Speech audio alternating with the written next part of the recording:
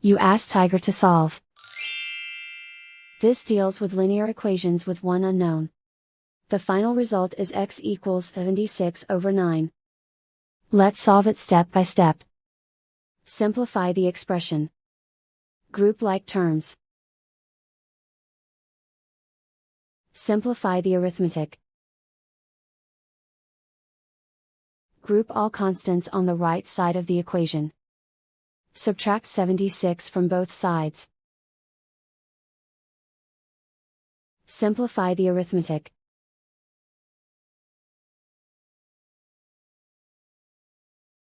Isolate the x. Divide both sides by -9. Cancel out the negatives. Simplify the fraction. Cancel out the negatives. And so the final result is x equals 76/9.